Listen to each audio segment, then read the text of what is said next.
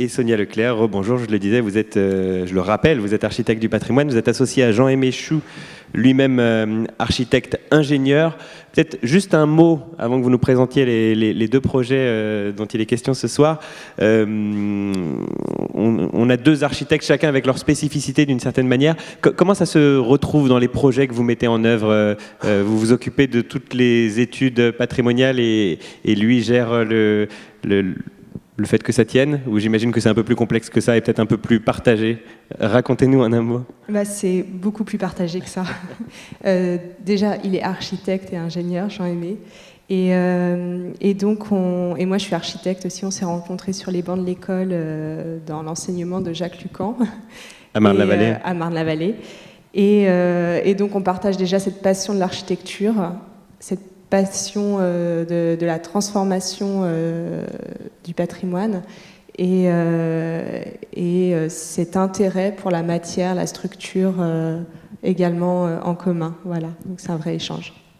La matière et la structure, et notamment celle des années, comme on disait tout à l'heure, voilà, pas forcément le très vieux patrimoine, même si j'imagine qu'il vous intéresse aussi beaucoup, mais c'est ce que vous allez nous montrer, en tout cas un patrimoine peut-être un petit peu plus récent, à travers deux exemples, une ancienne malterie de Ris-Orangis en Essonne et la tribune du futur centre de formation du Red Star à Marville, c'est en Seine-Saint-Denis, donc ce sont deux bâtiments métalliques sur lesquels vous avez réfléchi à la meilleure manière de les réhabiliter. Ce sont des études de faisabilité pour l'instant. C'est ça. Pour la première, ça restera au stade de faisabilité parce que le projet ne se fera pas avec ces intervenants, ceux qui étaient nos commanditaires. Donc c'est une étude de faisabilité pour la malterie. Et le deuxième sujet, on a été vraiment en amont de l'avenir du bâtiment. Donc la tribune à Marville en Seine-Saint-Denis et qui aujourd'hui a trouvé des acquéreurs qui sont le Red Star. On va peut-être travailler avec eux, mais c'est pas certain. Donc c'est à voir. On croise les doigts alors, et vous allez nous présenter tout ça. Voilà. Donc, tout d'abord, je voudrais parler donc des gisements de valeur et donc de l'acier, de l'architecture de métal, et donc parler aussi de notre travail qui a pour but donc de mettre en valeur l'existant, mais de le mettre en valeur tout en le préservant et en le conservant face aux enjeux modernes, du confort, du développement durable, des usages. Et donc les éléments de valeur, à chaque fois, c'est des éléments de gisement que l'on trouve dans les bâtiments et qu'on essaye de faire émerger de manière dès le démarrage. Et donc ça peut être des petits détails ou des éléments de paysage aussi. Voilà, ça peut être à plusieurs échelles. Et donc ici, c'est deux témoins de l'architecture de la première moitié du XXe siècle que je vais vous présenter. Donc le premier sujet, donc la malterie, qui est d'ailleurs le projet sur lequel on a fondé notre agence en 2013 avec Jean-Aimé. Donc c'est un patrimoine industriel en déshérence. Un patrimoine qui existe grâce d'un côté à la structure acier et de l'autre côté on voit le silo en béton, donc le premier bâtiment de droite, et la malterie donc, qui est construite par Paul Friezé et Jules d'Enfer à la fin du XIXe siècle. C'est totalement contemporain à l'Expo universelle de 1989 et donc Paul Friezé est un jeune architecte, Jules d'Enfer un ingénieur expérimenté enseignant à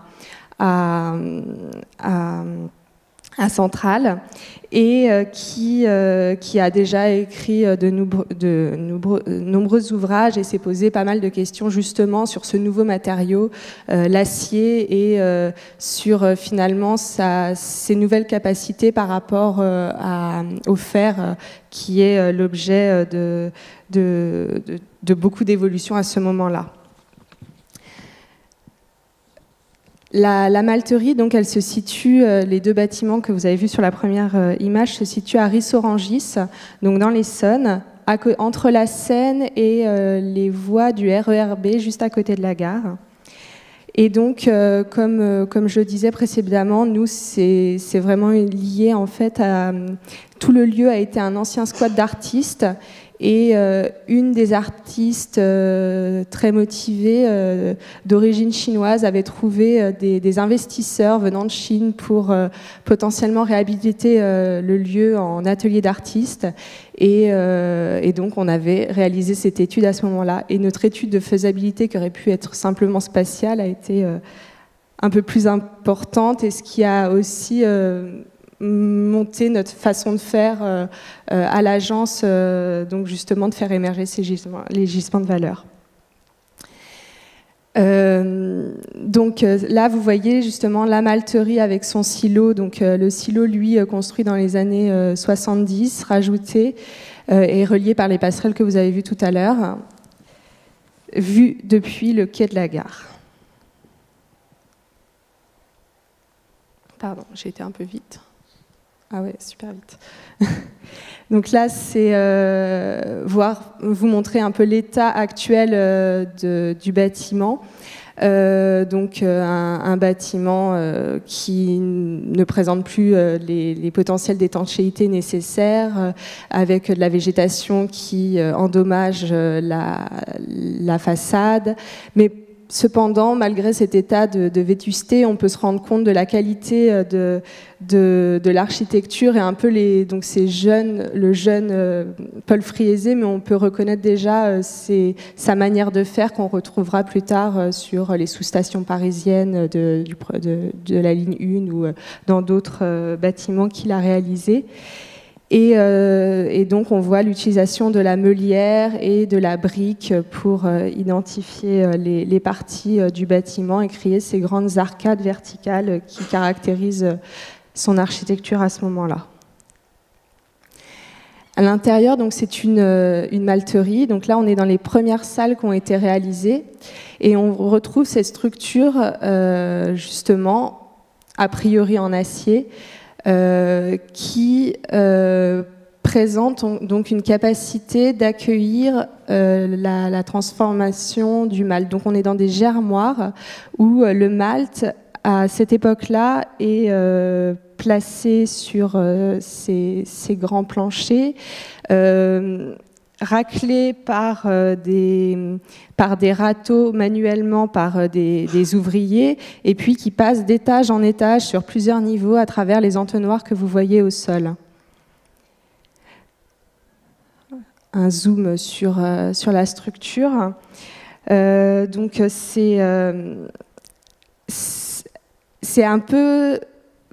un peu compliqué de comprendre exactement quelle est la nature de cette structure, parce qu'on est un peu l'acier, c'est normalement les balbutiements, donc on a vu qu'on n'était que au stade de la faisabilité, on n'a pas pu mener l'expertise de savoir réellement ce qu'il était, mais en tout cas on voyait ces fûts qui apparemment ne sont pas en fonte,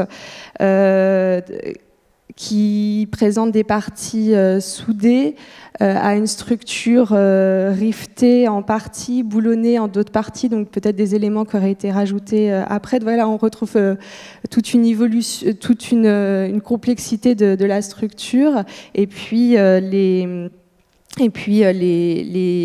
éléments secondaires avec ces voûtins a priori en briques supportés par des éléments métalliques également.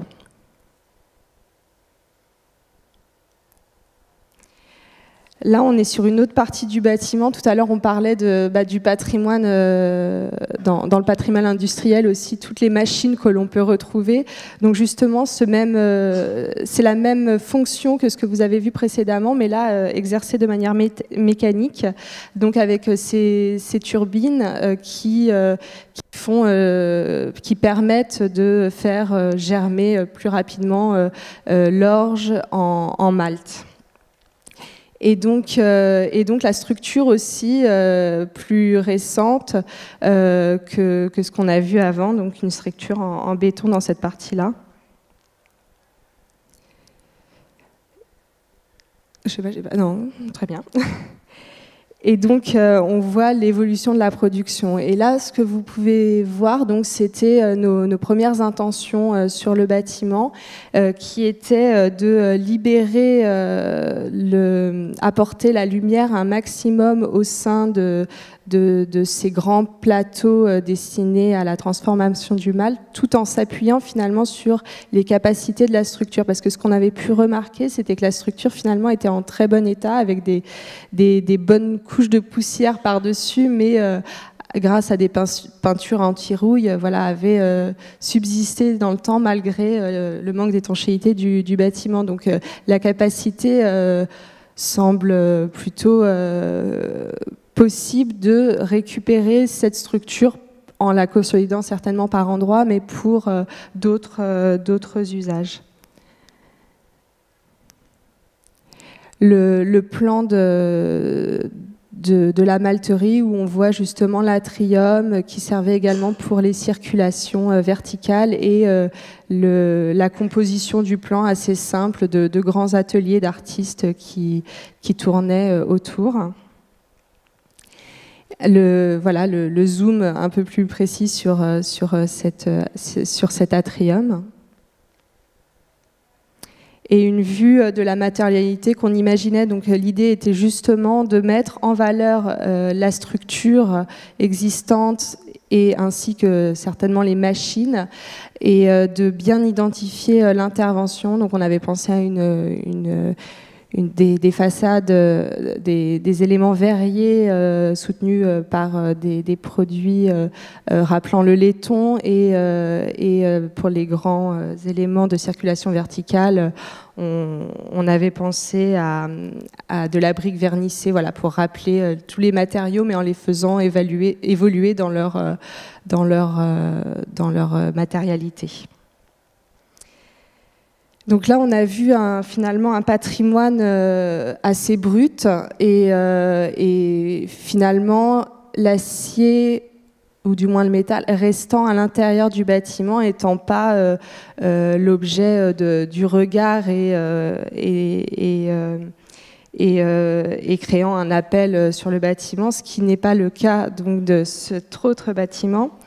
Donc moi, je suis ravie en plus de faire découvrir ces bâtiments également, parce que c'est quand même des architectures qui sont répertoriées dans les PLU, mais qui, voilà, n'ont pas la classification de monuments classés ou inscrits. Et donc là, il s'agit donc de la tribune de Marville. Donc, qui est la tribune d'un ancien hippodrome construite par André Rimbert en 1911, et André Rimbert, juste pour vous dire, c'était un grand producteur à l'époque de architecte qui a construit énormément d'hippodromes. On a celui de Deauville, il est même allé construire jusqu'à Rio de Janeiro. Il a également, il a emmené son hippodrome un peu partout, et aussi à Saint-Ouen, mais beaucoup de ces bâtiments ont disparu. Donc finalement, ce bâtiment au cœur de la Seine-Saint-Denis est assez unique de ce fait-là. Et donc, c'est un patrimoine sportif qui est abandonné actuellement, qui n'accueille plus qu'en partie un service technique, mais qui n'est pas entretenu. Donc là, on voit le site de Marville, du parc de Marville. Donc on est à côté, donc vous voyez en bas de l'image, en bas à gauche,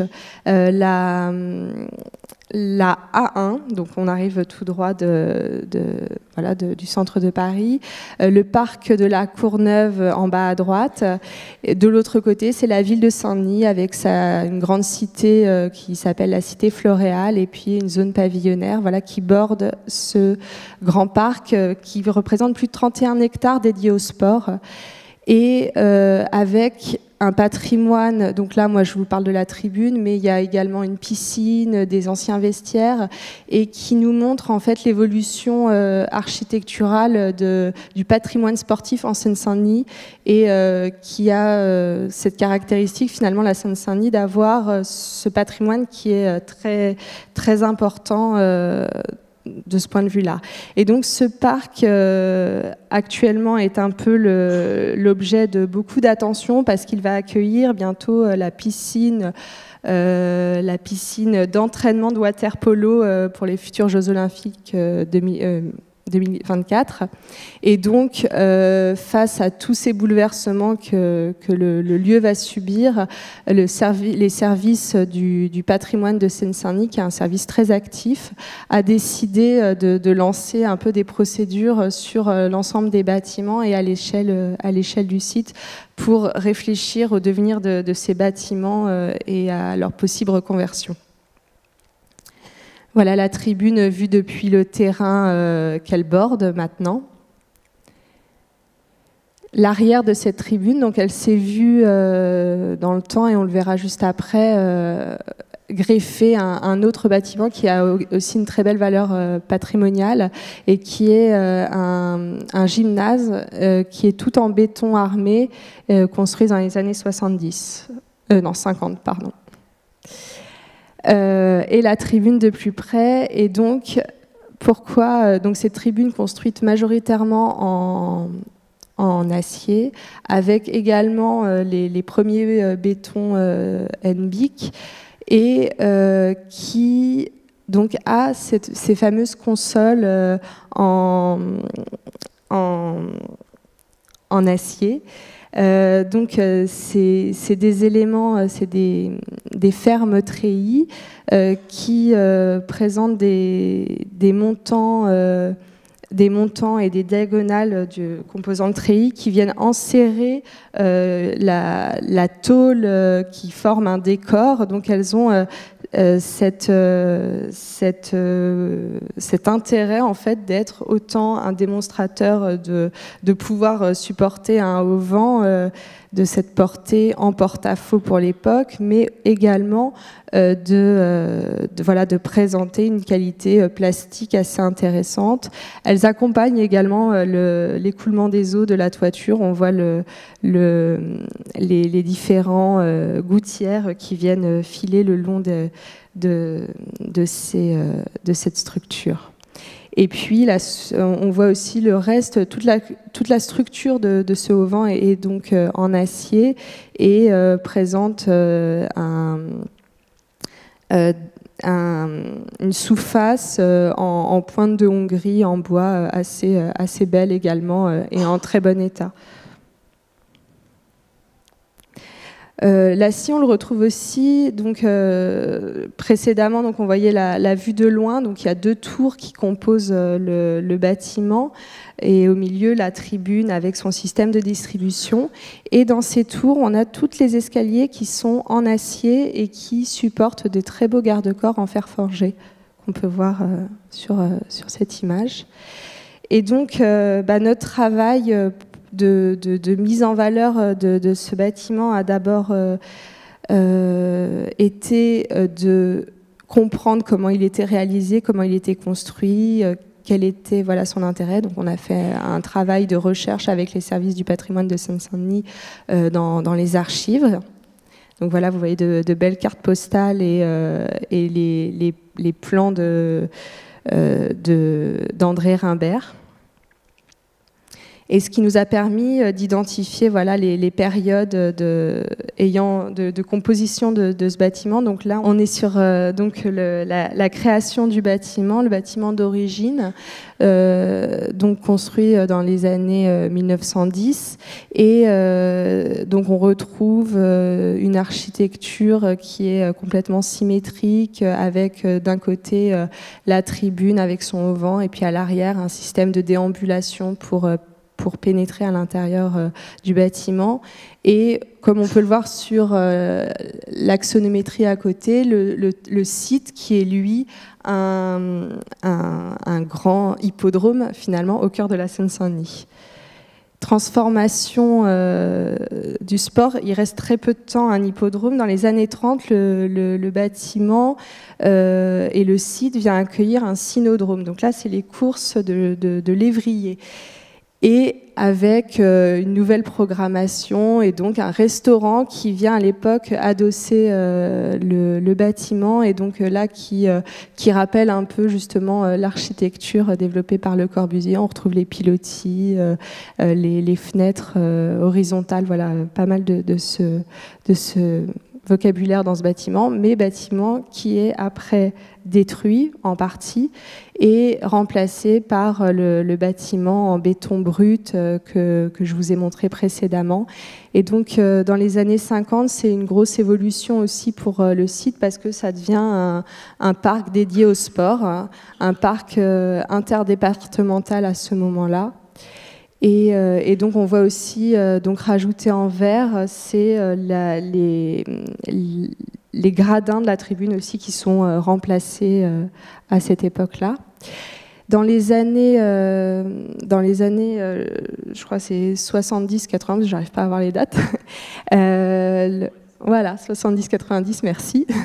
Donc le parc voilà, évolue beaucoup et le bâtiment, lui, subit plutôt des retraits, donc on lui retire un de ses pavillons qui a disparu entre-temps.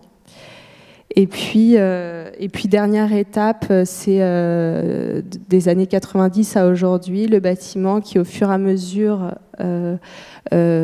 périclite et puis qui se met à accueillir les services techniques et puis jusqu'à pratiquement ne plus être utilisé. Voici la coupe du bâtiment, donc c'est un peu le même code graphique et de couleurs que l'on retrouve comme sur les plans précédents. Donc on voit en noir, c'est ce qui est persistant, ce qui a duré dans le temps, donc tout ce qui est le bâtiment primaire avec ce fameux auvent qui n'a pas bougé. En rouge, c'est les planchers justement qui venaient du restaurant qui avait été ajouté dans les années 30 et en vert, les parties ajoutées après les années 50. Et en bleu, tout le cloisonnement qui a été réalisé à partir des années 90, notamment pour accueillir une première fois le Red Star, qui est parti après. On a également réalisé toute l'étude d'état sanitaire de ce bâtiment. Donc on pouvait voir que tout ce qui était...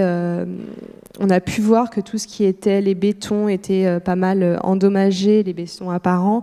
Également la pierre, qu'il y avait eu beaucoup d'éléments remplacés, mais finalement la structure en elle-même garde une très bonne capacité. Donc cet acier a perduré et notamment même les parties à ciel ouvert comme le auvent qui restent en très bon état et peuvent perdurer dans le temps dans les futurs usages.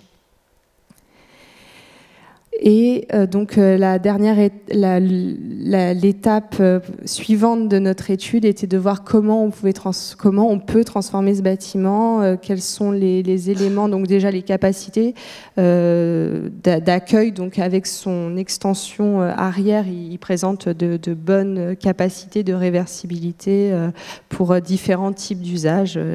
C'est assez simple de le réhabiliter. On avait proposé plusieurs scénarios, école de sport ou du sport pour tous. Voilà, il y avait plusieurs scénarios possibles. Et puis, les axonométries vous montrent les éléments que l'on estimait pouvoir être ajoutés sur le bâtiment et notamment, pourquoi pas, reconstruire le pavillon disparu. Et voilà, ça c'est une image un peu...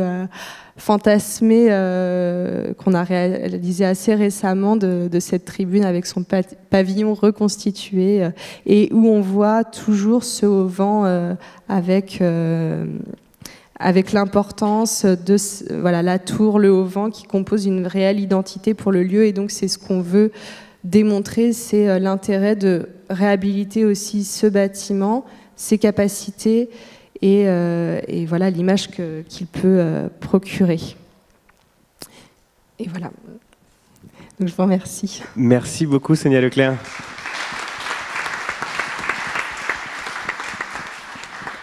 Et on croise les doigts, on aimerait bien un jour aller supporter le Red Star dans son centre de formation, dans cette tribune-là, réhabilitée par vos soins. Ça serait un grand plaisir, j'imagine. Merci à tous pour vos interventions.